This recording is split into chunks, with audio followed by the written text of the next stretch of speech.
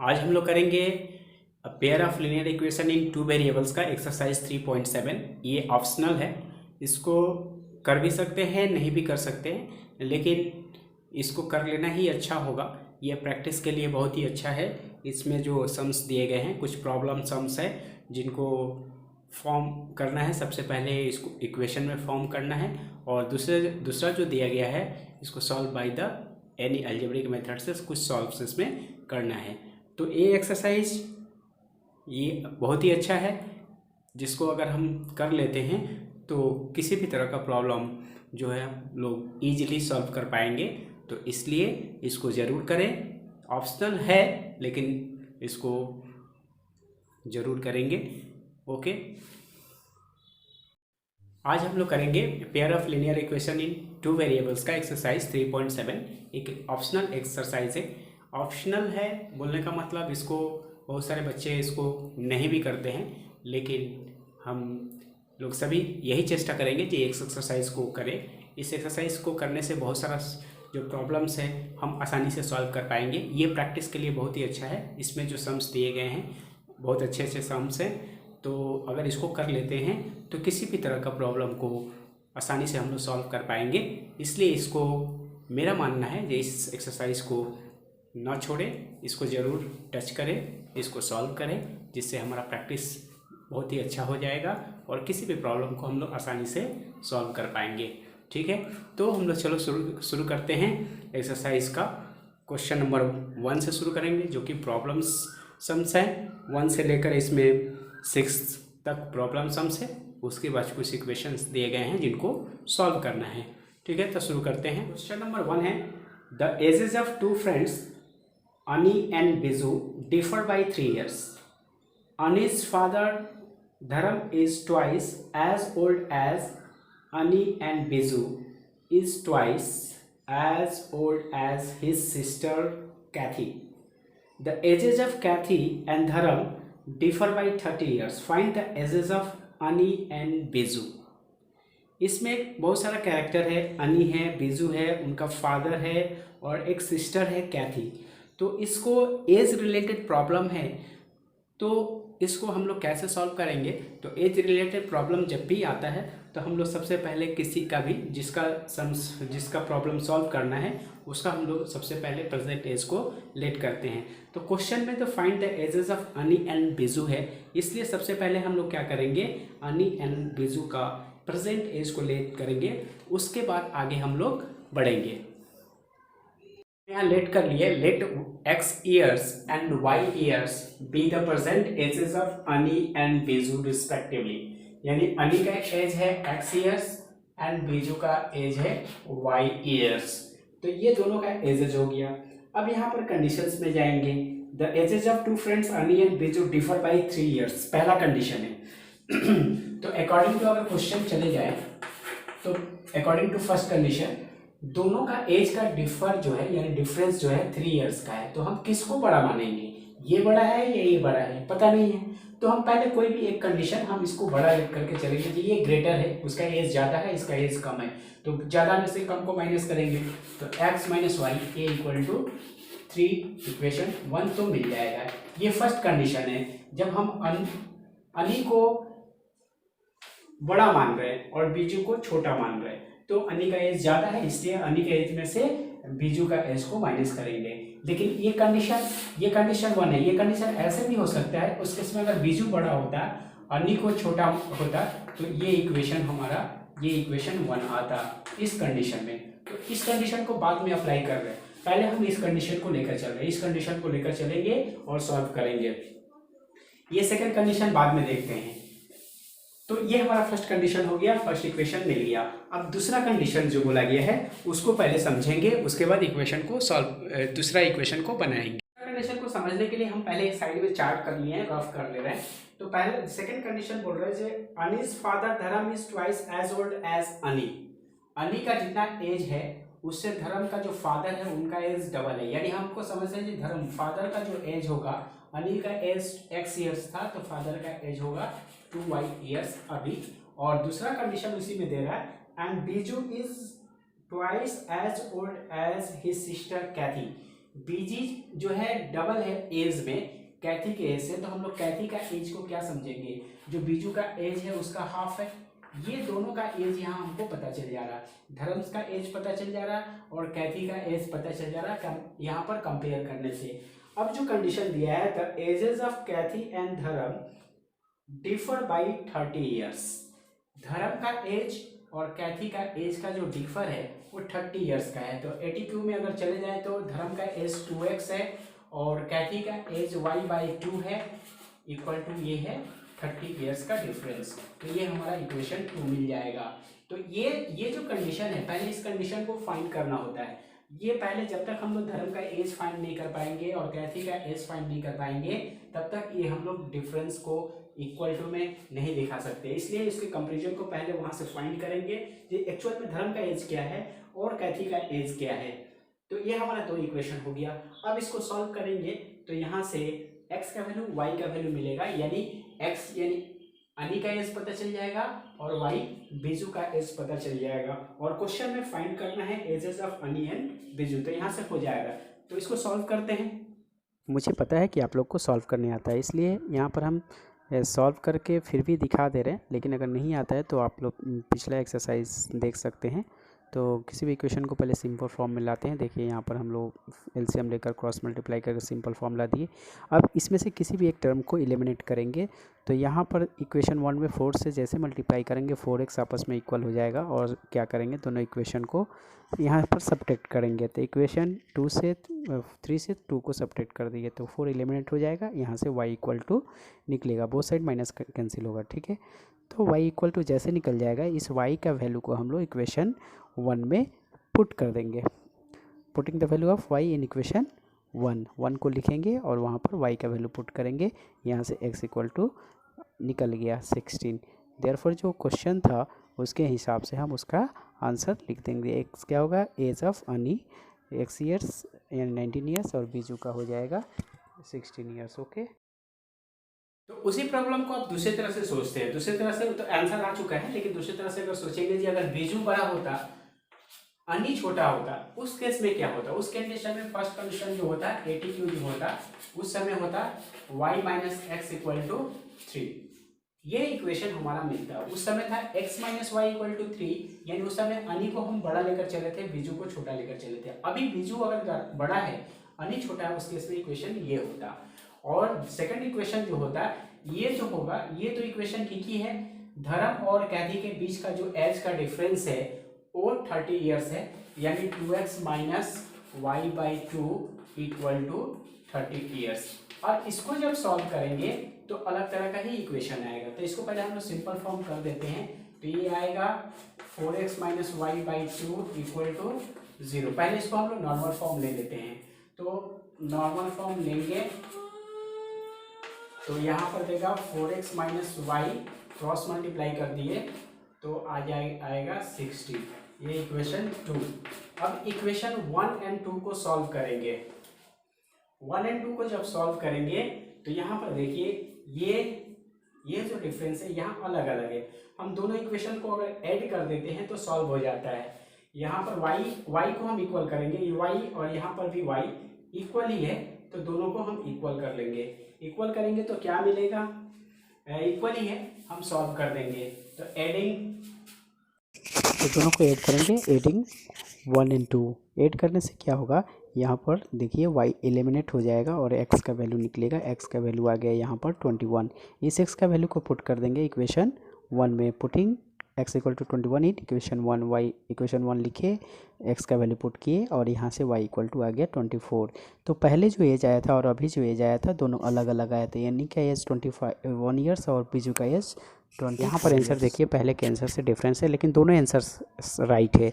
अब ये डिपेंड करता है कौन छोटा के लिए किसको बड़ा लिए, उसके ऊपर डिपेंड करेगा। ओके, क्वेश्चन नंबर 2 है, one says give me 100 friend, I shall then become twice as rich as you.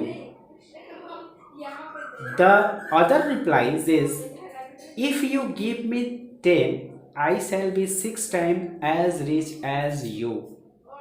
Tell me what is the amount of their respective capitals. तो ये क्वेश्चन है, एक दो फ्रेंड है आपस में बातें कर रहे हैं। एक फ्रेंड पहला फ्रेंड दूसरे से कहता है कि अगर तुम 100 रुपीज़ दे दोगे तो मैं तुमसे 2 गुना हो जाऊंगा। फिर तब उसके रिप्लाई में दूसरा फ्रेंड बोलता है कि अगर तुम मुझे ₹10 दे दोगे तो मैं तुमसे 6 टाइम हो जाऊंगा। तो अब बताना है कि उनके पास क्या धन था, यानी कितने पैसे उनके पास थे, यानी दोनों के पास, प्रत्येक के पास। तो हम यहाँ पर ये दो फ्रेंड का जो है समरी जो है, दोनों का स्टेटमेंट को हम यहाँ पर एक समराइज कर लिए हैं। ये दो स्टेटमेंट दोनों अलग अलग फ्रेंड, हम एक फर्स्ट फ्रेंड को एक ले कर बोल रहे हैं। फर्स्ट फ्रेंड कहता है अगर 100 रुपीज़ उसको मिल जाएगा बी से, तो उस केस में वो ट्वाइस हो जाएगा बी का, यानी बी के पास जितना पैसा है उससे उसके पास डबल हो जाएगा। और ये बी को हम सेकंड फ्रेंड लेट करके रखे हैं, और बी उसी समय रिप्लाई देता है अगर वो 10 रुपीज़ उसको मिल जाएगा, यानी 10 रुपीज़ से कौन देगा, ए देगा। अगर 10 रुपीज़ ए बी को दे देता है तो उस केस में बी के पास जो धन होगा वो ए से 6 टाइम होगा। तो इस कंडीशन, इस तरह के मैथ्स को जानने के लिए सबसे पहले ये लेट करना होगा कि ए के पास क्या धन था और बी के पास क्या मनी था। तो हम लेट कर लिए हैं। Let first friend has ₹X and second friend has ₹Y।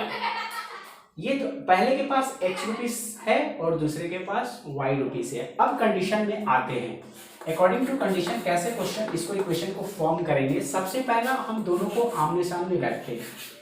ये फर्स्ट फ्रेंड का मनी है, ये सेकंड फ्रेंड का मनी है, कौन किसको देगा। अब 100 रुपीज जो है Y जो है A को देगा, यानी सेकंड फ्रेंड फर्स्ट फ्रेंड को 100 रुपीज देगा। जैसे ही देगा इसका 100 रुपीज पहले तो कम हो जाएगा, और ये 100 रुपीज, यानी ये 100 रुपीज जो होगा ये पैसा इसके पास आ जाता है 100 रुपीज। तो इस केस में अब क्या हो रहा है, जो फ्रेंड फर्स्ट फ्रेंड का जो मनी है सेकंड फ्रेंड से ट्वाइस हो जाता है। तो ये अगर ट्वाइस है, ये ट्वाइस है, इसका मतलब दोनों को अगर इक्वल हम करना चाहते हैं अकॉर्डिंग टू कंडीशन, तो इसमें हम क्या करेंगे 2 से मल्टीप्लाई कर देंगे, इसके मनी को डबल कर देंगे, दोनों आपस में इक्वल हो जाएगा। तो ये इक्वेशन अब इसको सिंपल फॉर्म दे देते हैं। तो x + 100 को x + 100 और इधर है 2 से मल्टीप्लाई, तो ये 2y - 200 हो जाएगा।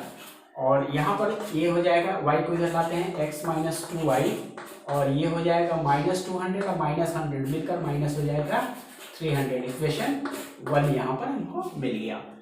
अब आते हैं एंड सेकंड कंडीशन में, और सेकंड कंडीशन क्या है, चलते हैं सेकंड कंडीशन में। सेकंड कंडीशन में फिर से दोनों फ्रेंड को आमने सामने जो मनी है उनको रखते हैं। फिर से x है फर्स्ट फ्रेंड के पास और y है सेकंड फ्रेंड्स के पास। अब जो सेकंड फ्रेंड बोल रहा है अगर 10 रुपीज उसको मिल जाता है तो ये पैसा मिलेगा a से।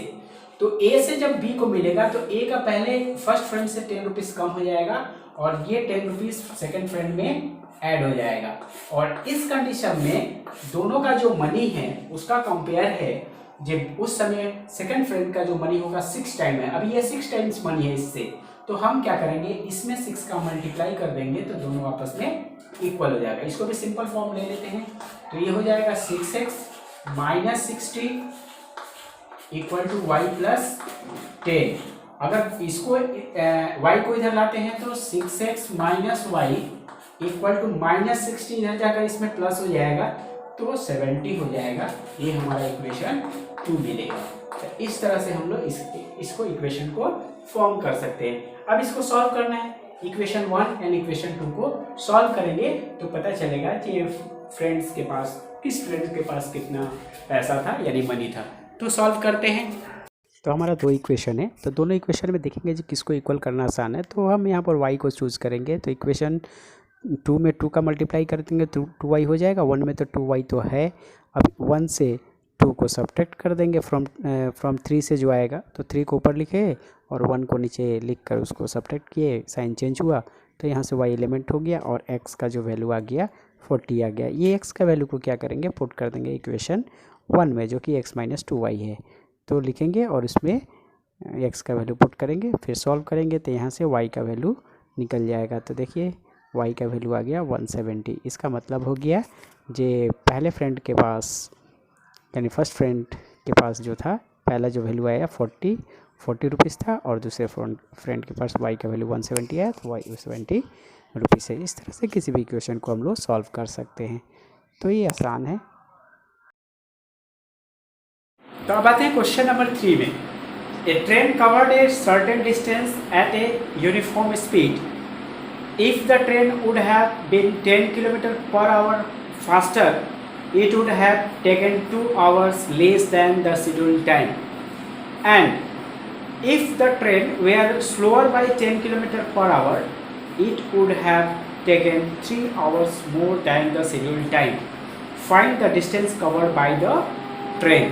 ये हमारा क्वेश्चन है। इस क्वेश्चन में क्या दिया हुआ है, एक यूनिफॉर्म डिस्टेंस दिया हुआ है, एक डिस्टेंस दिया हुआ है, फिक्स डिस्टेंस है, उससे ट्रेन जो है एक यूनिफॉर्म स्पीड से ट्रेवल करती है। अगर उसका स्पीड 10 किलोमीटर पर आवर बढ़ जाता है तो उस केस में उस शेड्यूल टाइम से 2 घंटा पहले ही पहुंच जाती है। अगर दूसरा कंडीशन है, अगर ट्रेन का जो स्पीड है 10 किलोमीटर पर आवर अगर स्लोअर हो जाता है तो उस केस में वो शेड्यूल टाइम से 3 आवर्स लेट में पहुंचती है।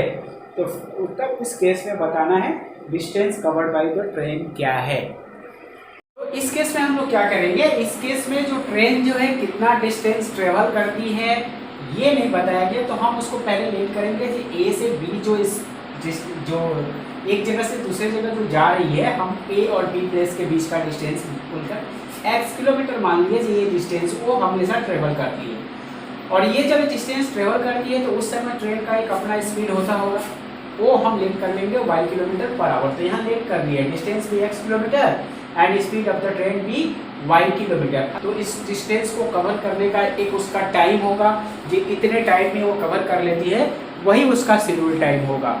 तो इसका मतलब हमारा सबसे पहला काम होगा स्पीड, ये डिस्टेंस और ये स्पीड लेट करने के बाद हमारा सबसे पहला काम करना होगा जो उस ट्रेन का शेड्यूल टाइम क्या है। शेड्यूल टाइम निकालने का मतलब टाइम निकालने का डिस्टेंस बाई स्पीड। तो डिस्टेंस बाई अगर स्पीड करते हैं, यानी हमारा डिस्टेंस क्या है, डिस्टेंस बाई अगर स्पीड का बात करें तो डिस्टेंस है x किलोमीटर और स्पीड है y किलोमीटर। ये इतना आवर्स जो है उसका शेड्यूल टाइम है। अब ये शेड्यूल टाइम जानने के बाद ही तो हम कंपेयर कर पाएंगे जो वो शेड्यूल टाइम से 1 घंटा पहले पहुंचती है या शेड्यूल टाइम से 1 घंटा लेट पहुंचती है। तो पहले जानना ये जरूरी था उसका शेड्यूल टाइम क्या है। तो जैसे ही हम डिस्टेंस लेट किए, स्पीड उसका यूनिफॉर्म स्पीड को लेट कर लिए, तो उस डिस्टेंस को ट्रेवल करने का एक शेड्यूल टाइम होगा, यानी कितना आवर्स का टाइम लगता है वो पहले निकाल लेंगे। उसके बाद अब आएंगे अकॉर्डिंग टू द क्वेश्चंस, यानी जो कंडीशंस है। अगर बोला है कि उसका speed 10 kilometre per hour faster हो जाए तो एटीक्यू में आते हैं। अगर ट्रेन का स्पीड फास्टर हो जाएगा, 10 किलोमीटर पर आवर बढ़ जाएगा तो y kilometre per our speed है, लेकिन डिस्टेंस तो कम बेसी नहीं हो रहा, डिस्टेंस तो वही है। तो इस केस में वो शेड्यूल टाइम से पहले ही ट्रेन पहुंच जाएगी। तो इस केस में उसका अभी जो स्पीड है वो 10 किलोमीटर बढ़ेगा पर आवर, तो y प्लस 10 होगा, डिस्टेंस का फिक्स है। और ये जो टाइम आएगा, ये टाइम शेड्यूल टाइम जो है इस टाइम से कम होता है और वो कम है 2 आवर्स लेस। इसका मतलब ये हमारा शेड्यूल टाइम से कंपेयर, ये भी तो टाइम निकला और ये टाइम कितना है, ये जो शेड्यूल टाइम से उससे 2 आवर्स कम है। तो शेड्यूल टाइम से 2 आवर्स कम करेंगे तो इसके इक्वल आएगा। ये भी एक टाइम है, डिस्टेंस बाय स्पीड, ये भी एक टाइम है और ये भी एक टाइम है, और ये टाइम हमारा शेड्यूल टाइम से 2 आवर्स कम है। तो ये हमारा इक्वेशन 1 मिल जाएगा। अब आते हैं सेकंड कंडीशन में। सेकंड कंडीशन में बोला गया है अगर इसका स्पीड जो है स्लोअर हो जाए 10 kilometre per our, it would have taken 3 hours मोर। तो स्पीड एंड सेकंड कंडीशन में आ गया, इस डिस्टेंस तो वही है, स्पीड जो है 10 किलोमीटर पर आवर स्लोअर हो जाएगा, उस केस में ये टाइम जो है शेड्यूल टाइम से 3 आवर्स ज़्यादा लगेगा। यानी शेड्यूल टाइम से कंपेयर है, ये हमारा शेड्यूल टाइम x/y, इसमें +3 करेंगे तो ये हमारा इक्वेशन 2 मिलेगा। और अब इन्हीं दो इक्वेशन को सॉल्व करना है। तो ये तो इक्वेशन को कैसे सॉल्व करेंगे, चलिए देखते हैं इसको कैसे सॉल्व करेंगे। तो ये हमारा 2 इक्वेशन है, इन दोनों इक्वेशन को सॉल्व करना है। सबसे पहले क्या करेंगे, इस इक्वेशन को सिंपल फॉर्म में लाएंगे, यानी फ्रैक्शन फॉर्म को पहले सिंपल करेंगे। तो एलसीएम देखिए राइट साइड में एलसीएम करेंगे y आएगा, उसके बाद जो एलसीएम करने के बाद आएगा क्रॉस मल्टीप्लाई करेंगे तो ये एक बड़ा सा टर्म आएगा। और यहाँ पर एक्स वाई को एक साइड कर लिए और वाई को एक साइड रखे, एक्स वाई कैंसिल हो जाएगा, 0 आएगा और यहाँ पर एक इक्वेशन मिलेगा। सेम काम वही करेंगे ये राइट इक्वेशन 2 के साथ। तो वाई और इधर ऐड कर लेंगे, ऐड करने के बाद फिर क्रॉस मल्टीप्लाई करेंगे। तो क्रॉस मल्टीप्लाई करने के बाद ये टर्म आएगा। उसके बाद एक्स वाई को एक साइड किए, वाई स्क्वायर एक्स और वाई को एक साइड रखकर, इसके बाद इक्वेशन ये हमारा 4 आ गया। अब क्या करेंगे, 3 और 4 में वाई स्क्वायर है, वाई है, एक्स है, तो एक्स वेरिएबल को हम एलिमिनेट करेंगे, वाई को रहने देंगे। तो यहाँ पर दोनों साइड में क्या है, 10x है, तो हम सिर्फ अगर ऐड कर देते हैं तो देखिए ये एलिमिनेट हो जाएगा और यहाँ y के टर्म में इक्वेशन रह जाएगा। यहाँ से y कॉमन करेंगे तो y इक्वल टू एक तो 0 हो जाएगा। क्यों y इक्वल टू 0 होगा, यहाँ पर इनटू में है तो एक y इक्वल टू 0 होगा जो इम्पॉसिबल होगा, और y माइनस 50 इक्वल टू 0 होगा, मतलब y इक्वल टू 50 देगा। इस y इक्वल 50 को क्या करेंगे, वैल्यू को पुट कर देंगे इक्वेशन 4 में। तो वहाँ y का वैल्यू हम पुट कर रहे हैं। तो ये पुट करने के बाद एक थोड़ा सा कैलकुलेशन है, थोड़ा करेंगे आसानी से, स्क्वायर निकाल कर मल्टीप्लाई करके। उसके बाद जो फॉर्म आएगा यहाँ पर, तो बड़ा सा एक नंबर आ रहा, तो x का वैल्यू निकालेंगे। तो यहाँ पर 6000 डिवाइडेड बाई 10 माने 600, यानी x जो लेट किए थे वो टोटल डिस्टेंस को लेट किए थे, यानी 600 किलोमीटर।